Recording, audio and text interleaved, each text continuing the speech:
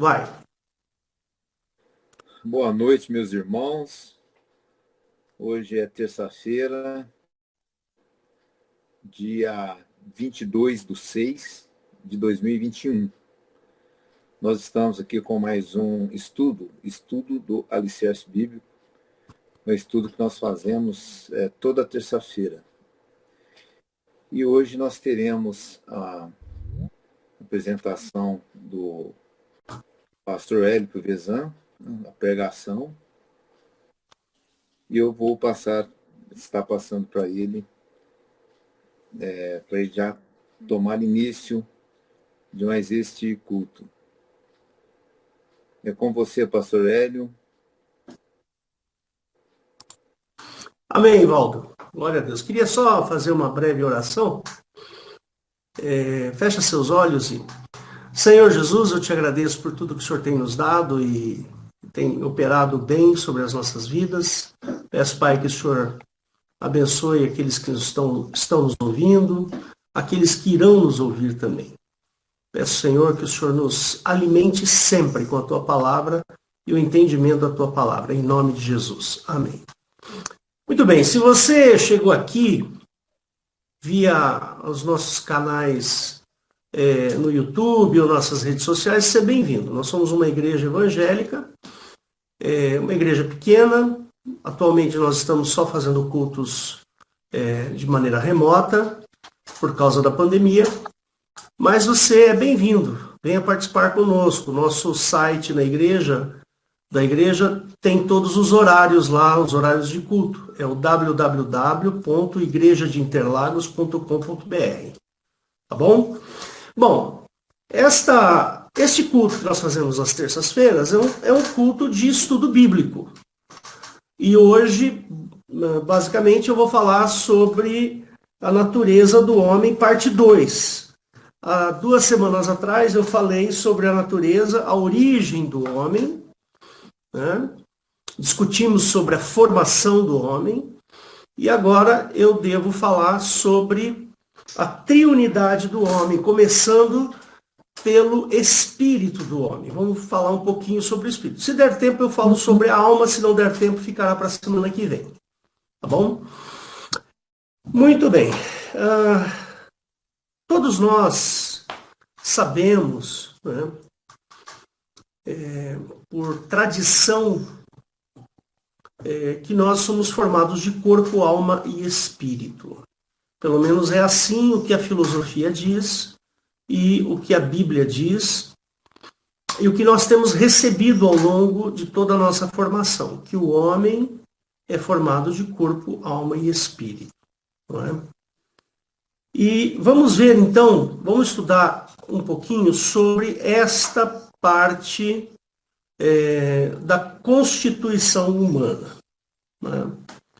Então, se prepara aí, prepara o seu caderninho para fazer anotações, porque é muito interessante o que eu vou falar, pode até chocar um pouco, porque basicamente nós somos bombardeados pela cultura que existe na nossa sociedade e às vezes a nossa cultura ela está um pouquinho distorcida em função de pensamentos que às vezes não são bem explicados e a gente acaba tomando por pressuposto.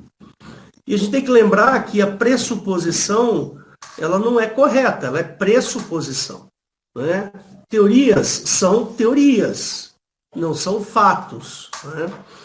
Então nós precisamos tomar um certo cuidado, que a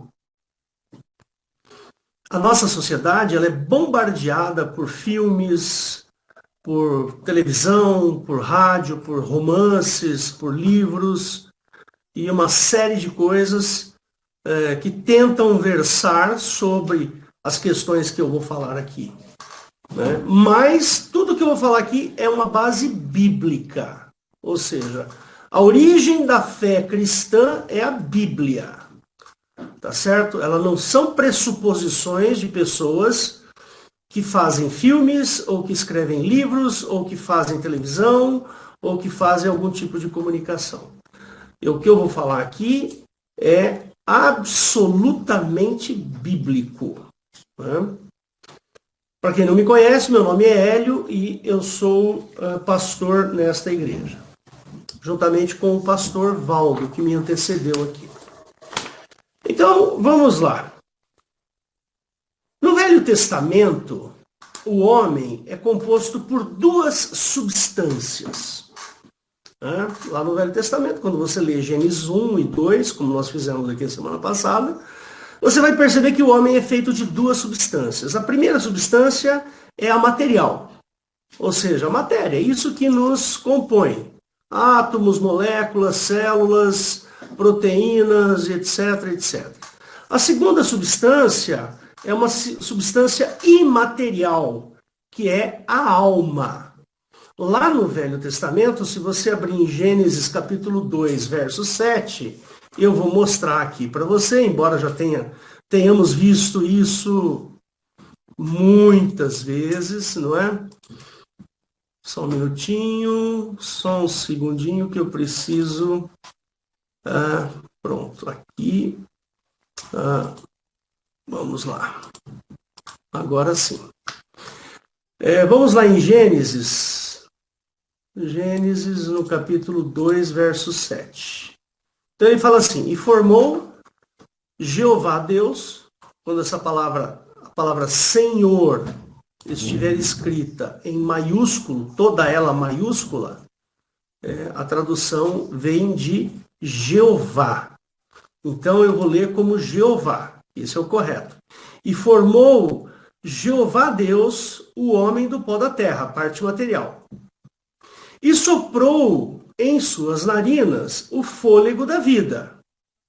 E o homem foi feito, então, alma vivente. Tá certo?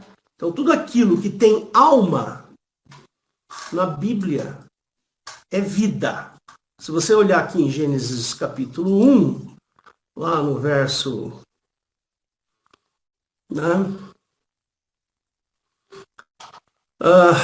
ele fala aqui que...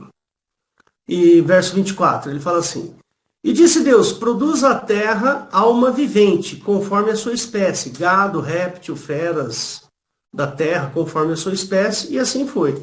Então, tudo aquilo que vive, tudo aquilo que tem vida, tudo aquilo que é animal e tem vida, a Bíblia chama de alma vivente. Então, os animais têm alma.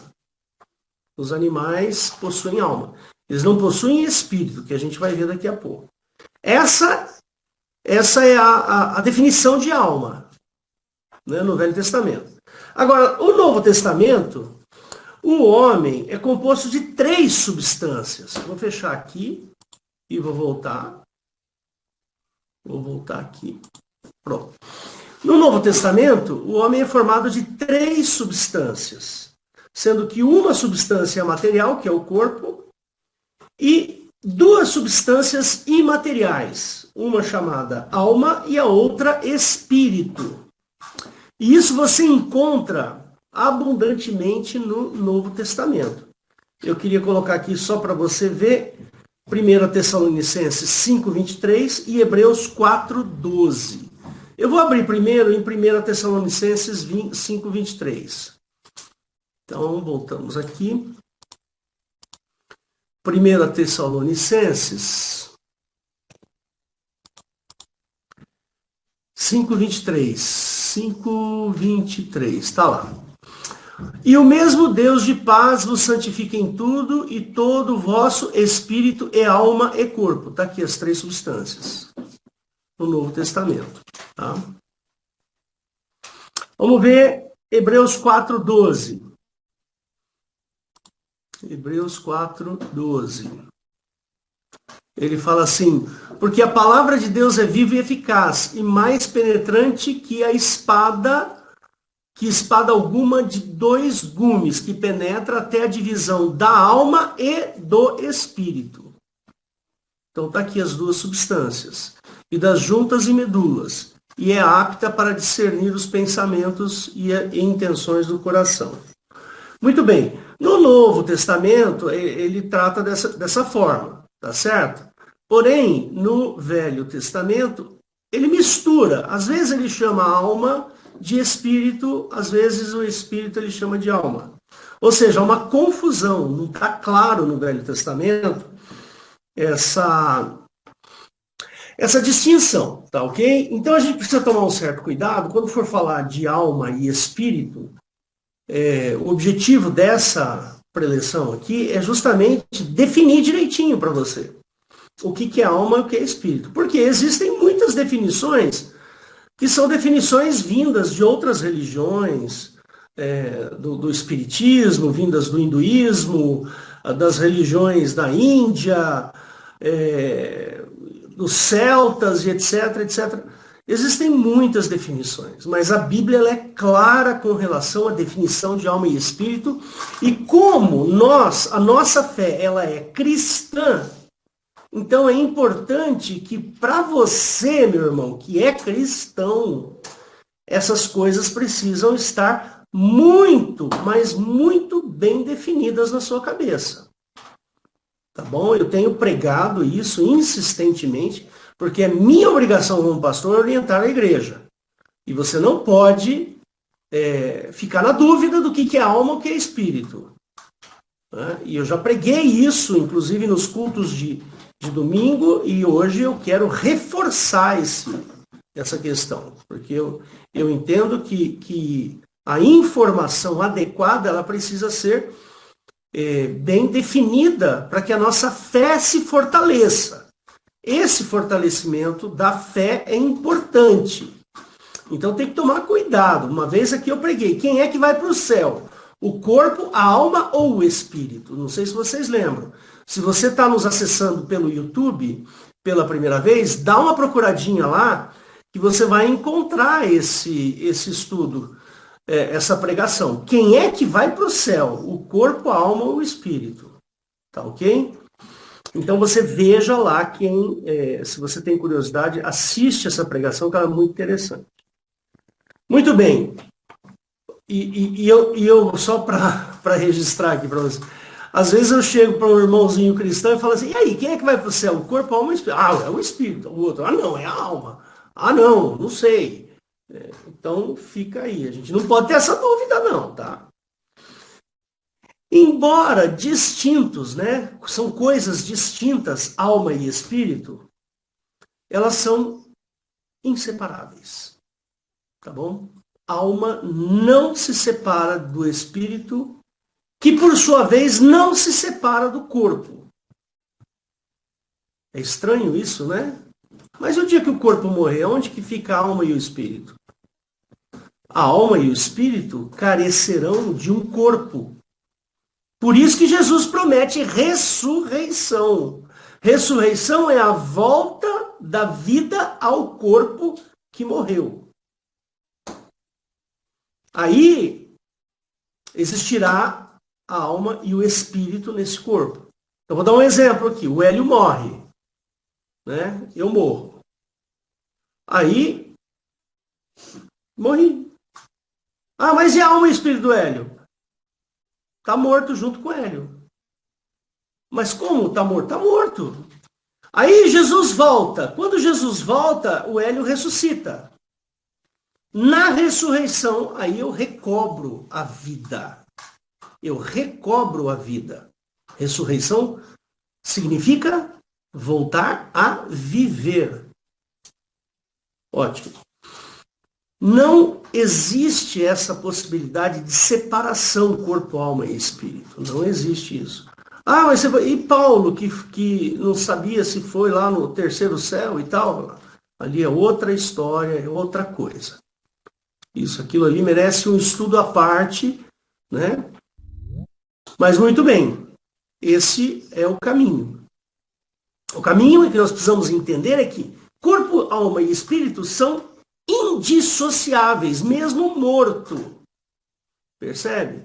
As religiões que tem por aí, né, diz que o espírito vai para um lugar, a alma vai para outro, que vai acontecer isso, e aí depois a pessoa reencarna, e depois não sei o quê. Não, no cristianismo não tem isso. cristianismo existe uma coisa chamada ressurreição.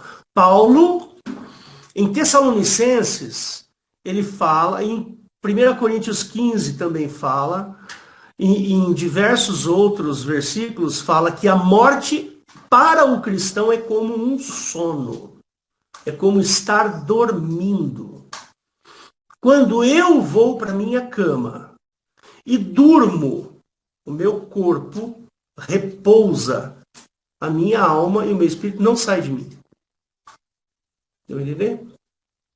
Não existe a possibilidade de, enquanto eu estiver dormindo lá na minha cama, a minha alma e o meu corpo saem de mim e vão vagar por aí. Não. Não existe isso. Por isso que Paulo usa o termo dormir. Faz essa analogia. E morte para o cristão é sono. Porque Jesus não considera que o cristão está morto. Aquele que morrer, ainda que esteja morto, viverá. É assim que Jesus fala. Então, a gente precisa tomar um certo cuidado em achar que alma e espírito saem do corpo. Isso não existe dentro do cristianismo. Isso não acontece dentro do cristianismo. Ah, pastor, mas como é que você explica aquele fato? O sujeito vai lá no centro espírita e aí o médium incorpora lá o espírito de uma pessoa e essa pessoa começa a falar tudo, começa a adivinhar um monte de coisa. Como é que isso pode? Esse fenômeno, como é que você explica? É um fenômeno. É complicado isso aí. Mas eu já te adianto. Com certeza não é o espírito de alguém. Com certeza, porque a Bíblia me garante isso. Pode ser qualquer outra coisa. Menos, vou dar o exemplo da minha avó. Tá certo? Eu vou lá no centro espírita, o espírito da minha avó baixa lá no médium e começa a falar coisas do meu pai, coisas de mim quando eu era criança, que só eu sei, só eu lembro, e as minhas lembranças corroboram que aquele que está falando através do médium é realmente a minha avó. A Bíblia me garante que isso não é possível. Ela garante isso para mim. Então não é o espírito da minha avó. É outra coisa. Tá bom? Ou eu confio no que está na Bíblia, eu confio no que os apóstolos me deixaram, me legaram, ou eu confio que Jesus me falou, ou então eu crio uma nova religião. Vai lá e cria uma nova religião e põe lá os seus princípios, os seus achismos, o que você quiser. Mas dentro do cristianismo isso não é possível. Ok? Então a pessoa que está dentro do médium não é o espírito da minha avó. Por quê? Porque a Bíblia garante que a minha avó está aguardando a ressurreição. E isso vai acontecer. A ressurreição é um fato, vai acontecer. Ok? Então tomem cuidado, vocês que são cristãos. Não começa a pensar errado. Achar que existe a possibilidade de uma pessoa desencarnar. Esse não é o raciocínio cristão. De jeito nenhum. Por que você é tido como cristão? Porque você crê em Cristo e crê naquilo que Cristo escreveu. Escreveu não, porque ele não escreveu nada, né? Aquilo que foi escrito a respeito de Cristo. Aquilo que, as leis as quais, ou as doutrinas as quais Jesus pregava.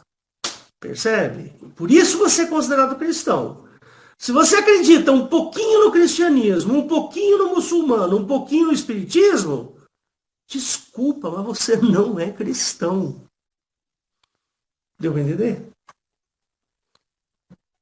Tudo bem, você tem o direito de falar assim, não, eu não concordo com o pastor Hélio.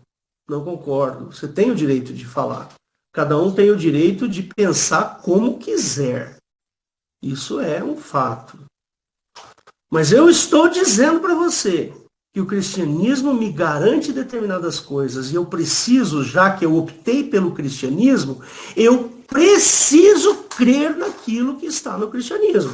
Senão, eu sou um cristão mequetrefe. Para com isso, velho. Lá em Apocalipse fala assim, olha, tu não és nem frio e nem quente, és morno. Portanto, estou para vomitar-te da minha boca. Ou você não é cristão, ou você é cristão. Meio termo não dá. Tá aí. Então, embora os dois sejam distintos, alma e espírito são inseparáveis e muitas vezes confundem-se um com o outro. Se quiser anotar, Eclesiastes 12:7 tem alguma coisinha, e Apocalipse 6:9. Eclesiastes 12:7 e Apocalipse 6:9. Então agora eu vou passar a falar sobre o espírito do homem. O que é o espírito do homem? É importante ressaltar que somente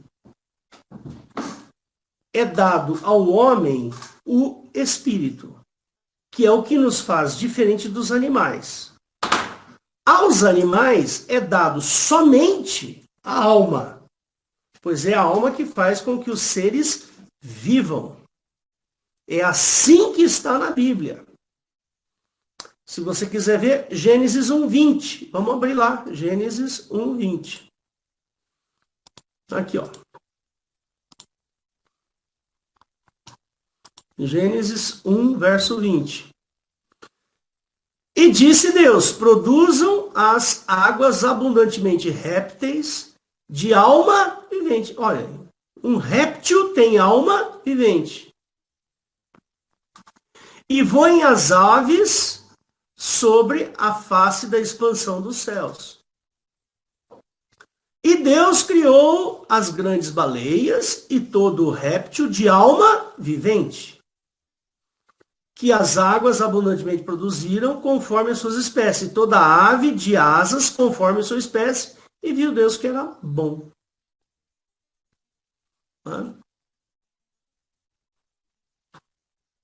Olha lá, o 24. Ó. E disse Deus, produza a terra alma vivente conforme a sua espécie, gado, réptil, feras, assim vai. Muito bem. O que nos diferencia dos homens? É justamente o espírito. Ah, mas eu preciso entender o que é espírito. Tá certo? E é o que a gente vai falar agora para vocês. Né? Eu vou clicar aqui, pronto. Muito bem. Em Jó, capítulo 32, verso 8, indica que é no espírito que reside a inteligência. Então, o ser humano é inteligente porque lhe é dado o espírito. E o que nos faz diferentes dos animais. E a alma estão os desejos e instintos do homem. Vamos abrir lá? Jó 32, verso 8.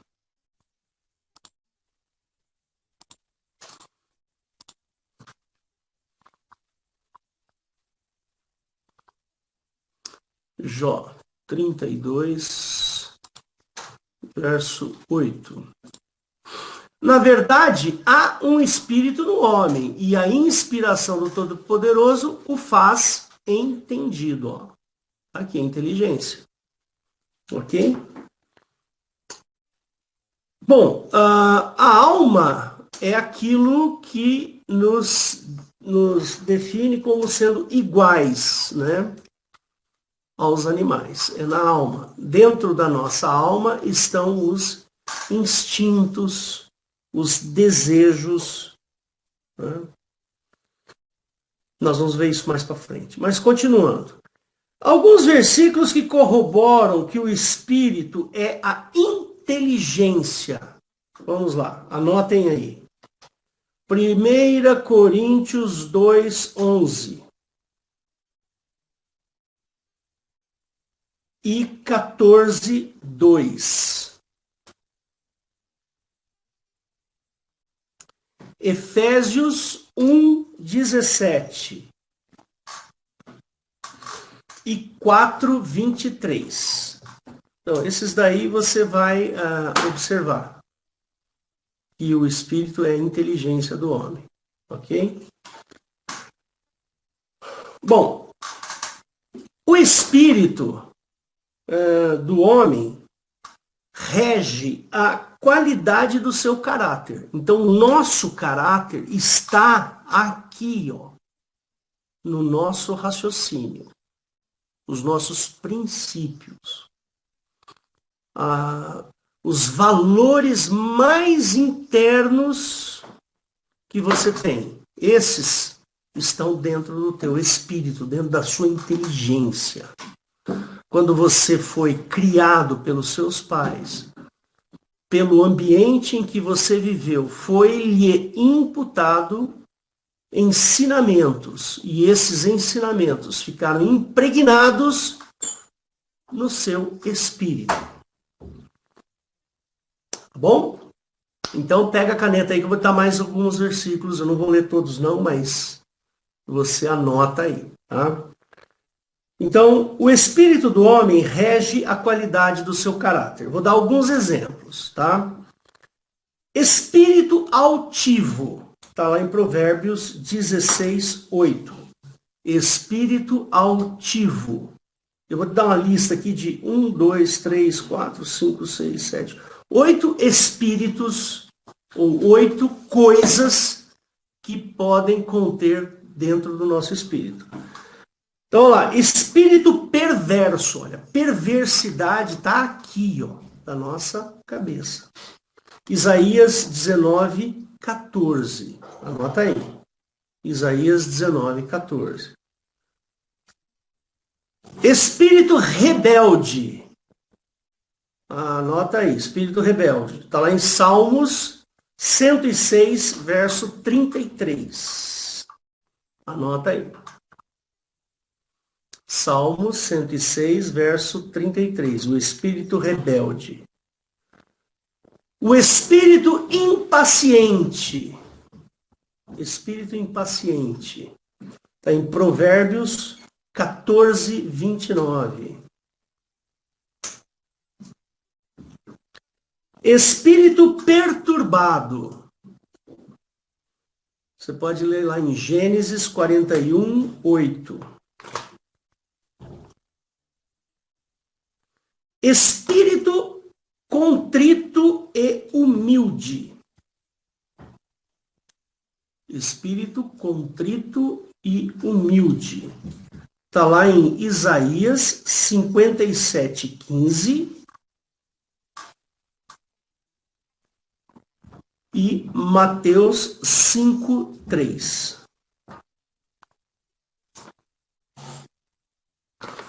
Espírito de servidão. Está em Romanos 8, 15. Espírito de servidão. Romanos 8, 15. E espírito de inveja. Espírito de inveja. Está em Números 5, 14. Percebe que essas qualidades, ou essas... qualidades mesmo, né? Essas características de caráter, elas estão todas dentro da nossa cabeça. Tem uma coisa que a gente precisa falar sempre para vocês, é o seguinte. A gente tem que observar que a palavra espírito no grego, ela tem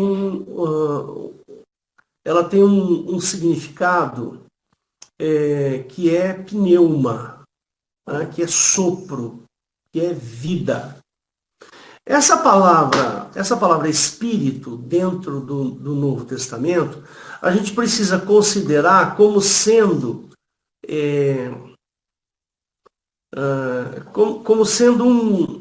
uma posição, ou como sendo uma ideia, uma posição pessoal ou uma ideia.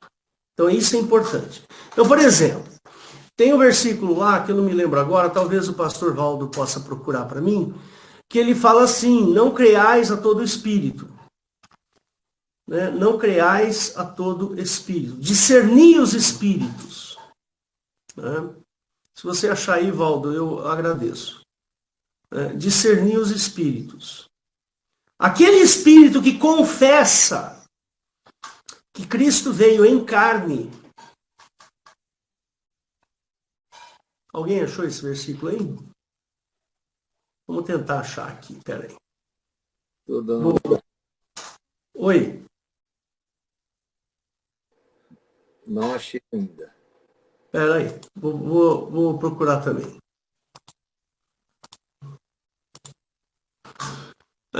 Graças a Deus a gente tem essa Bíblia aqui online, Bíblia eletrônica aqui, né?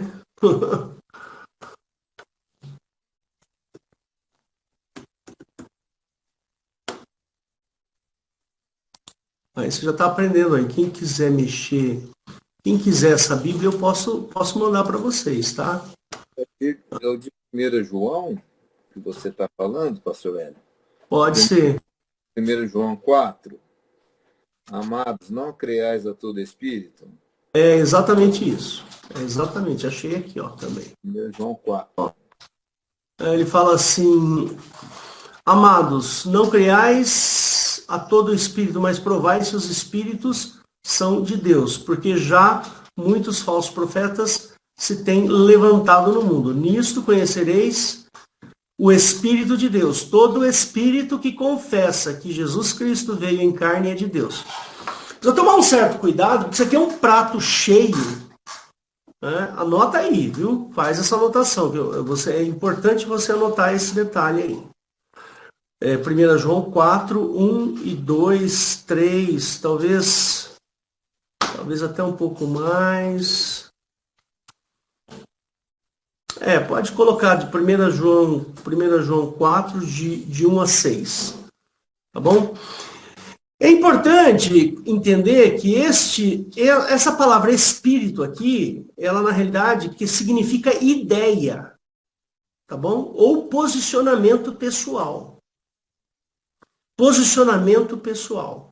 Então ele está falando assim, amados, não creais a todo posicionamento pessoal. Não creais a toda ideia, mas provai se as ideias são compatíveis com as coisas de Deus.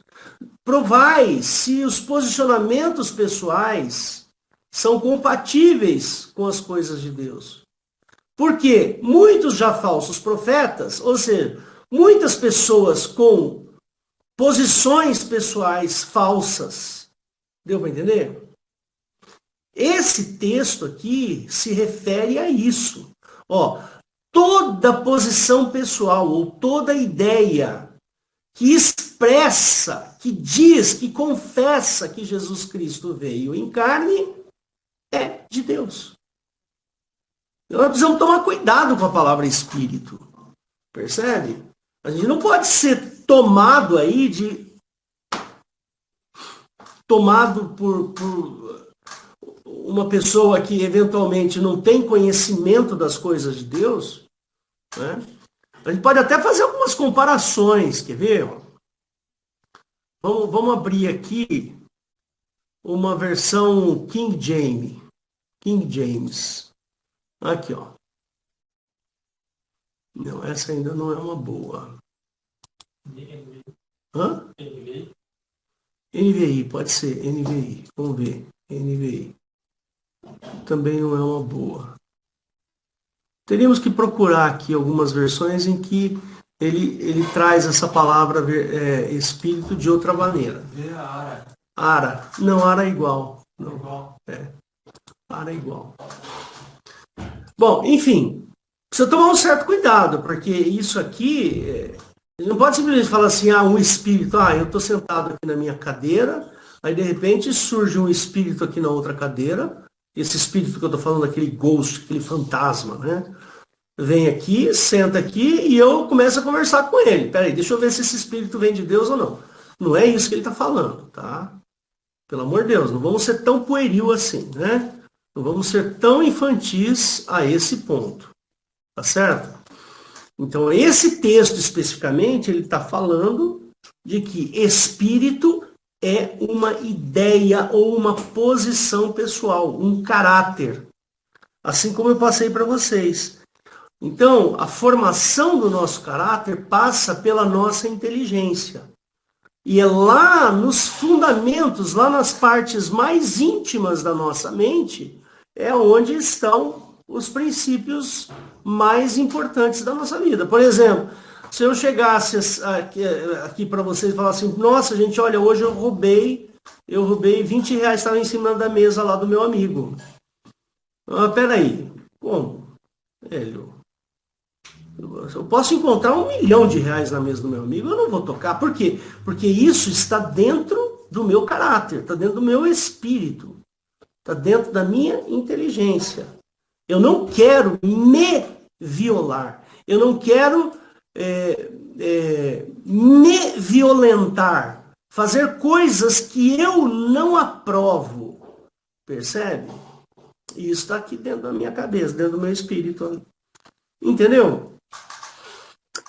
Olha, eu anotei aqui para vocês uma frase bastante interessante que diz o seguinte: quando as paixões dominam o homem, ou seja, quando o homem é carnal, tá certo? Este então se revela perverso, ele se revela sem compaixão, e isto significa que houve uma luta entre a alma e o espírito. E a alma venceu, a alma ganhou. Por quê? É na alma que reside os nossos apetites naturais, os nossos sentimentos, os nossos desejos. Percebe? Então, imagina que aqui dentro tem um homenzinho. Imagina que aqui embaixo no coração tem outro homenzinho. O do coração está falando assim, nossa, Hélio, você está... Meu, aquela menina ali, ela é muito linda, ela é muito charmosa, ela é muito isso, ela é muito aquilo, que você já deve imaginar o que eu estou falando. Mas o homenzinho aqui em cima está falando assim, não, Hélio, você não é esse tipo de coisa. Você não vai ceder a esse tipo de sentimento. Percebe? Porque está errado isso, você é um homem casado, você é um sujeito que tem uma família e tal. Né? Mas o homenzinho aqui embaixo está lutando, está falando, não, ela é muito isso, ela é muito aquilo, imagina você com ela, e e não sei o quê. Aí chega uma hora que esse homenzinho que está aqui dentro cede. Ele não é forte o suficiente. Aí esse homenzinho que está aqui dentro vence e eu entro em pecado. Entendeu? É assim que funciona. Agora, se esse homenzinho que está aqui dentro, ele é mais forte e vence esse daqui, eu não entro em pecado. Porque esse aqui, ele é mais forte. Percebe? Então, é só uma comparação, tá, gente? Isso aqui é só um exemplo, assim, bastante superficial sobre essa luta entre o espírito e a alma. O espírito é a inteligência, onde estão os princípios básicos. A alma é o local onde estão os nossos desejos mais vis, os desejos mais carnais, é o desejo do sexo, da mentira, da perversidade, da ladroagem, de tudo. Tudo que não presta está aqui. Percebe? Onde estão os nossos apetites naturais. Né? Então nós precisamos tomar esse cuidado e a gente precisa levar isso muito em consideração.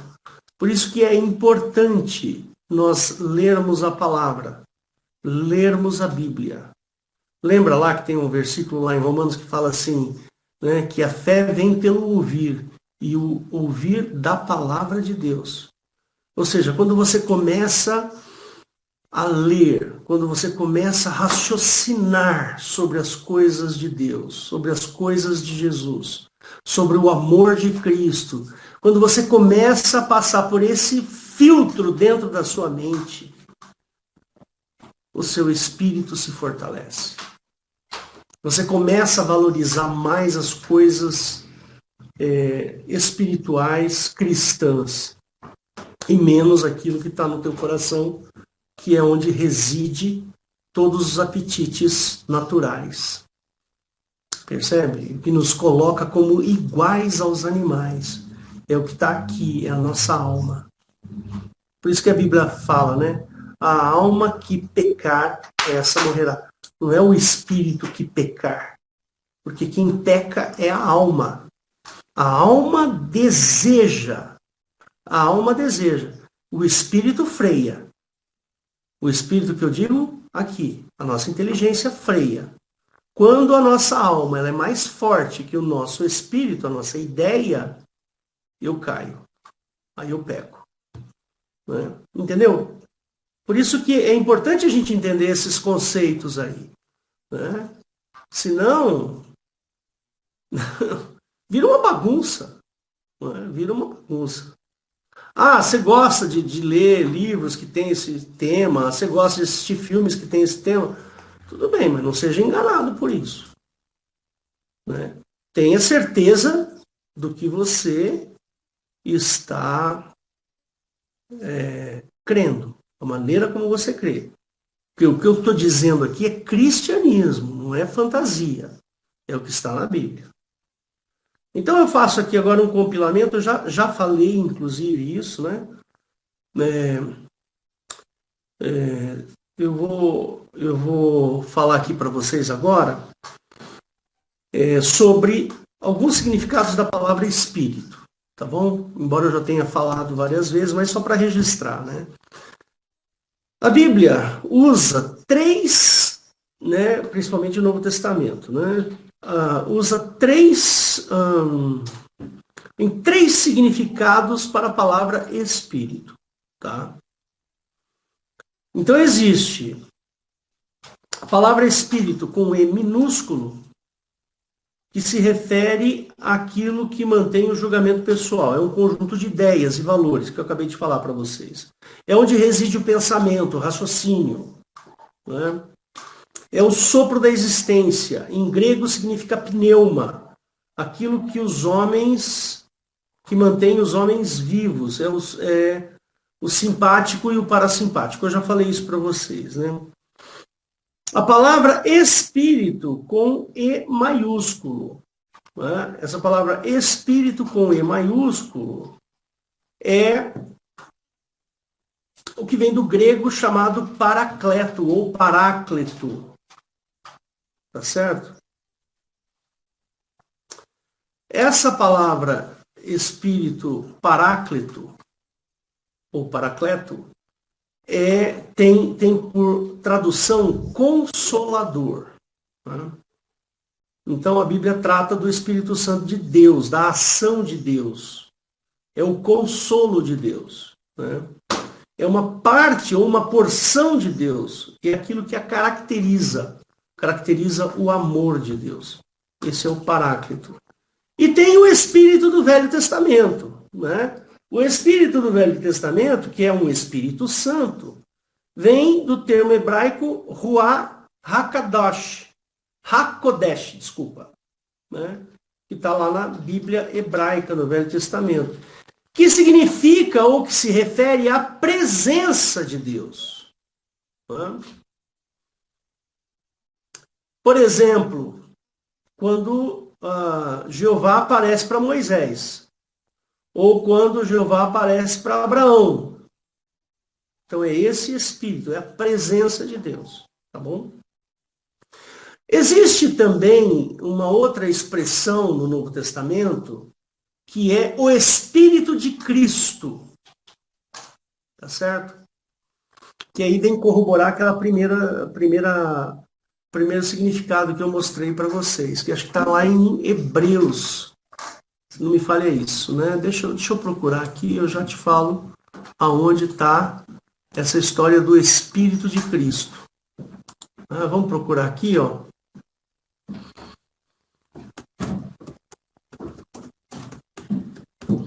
Espírito de Cristo. Faltou acento, acho. Espírito de Cristo. 1 Pedro, no capítulo 1, versículo 11, fala do Espírito de Cristo. 1 Pedro... Capítulo 1, versículo 12. 1 Pedro 1, 11 e 12, né? Então, vamos lá. 1 Pedro Ele fala aqui. Ele fala assim: indagando que tempo ou ocasião de tempo o Espírito de Cristo que estava neles indicava anteriormente, testificando os sofrimentos que a Cristo haviam de vir e a glória que se lhes havia de seguir. Né? Então, essa palavra Espírito de Cristo aqui, ó, precisa tomar um cuidado lascado com essa expressão, tá? Acontece o seguinte: os profetas lá do Velho Testamento, alguns deles, eles tinham o Espírito de Cristo, ou seja, dentro deles residia a ideia de que a ideia de Cristo, ou seja, a ideia de um Salvador pessoal, percebe? Que viria morrer pelos nossos pecados e dar a vida eterna para eles. É neste sentido que está aqui esse termo, o Espírito de Cristo. Depois você lê todo 1 Pedro 1 aí, você vai entender bem essa ideia, tá? A ideia de que esse Espírito de Cristo era aquele valor cristão importante.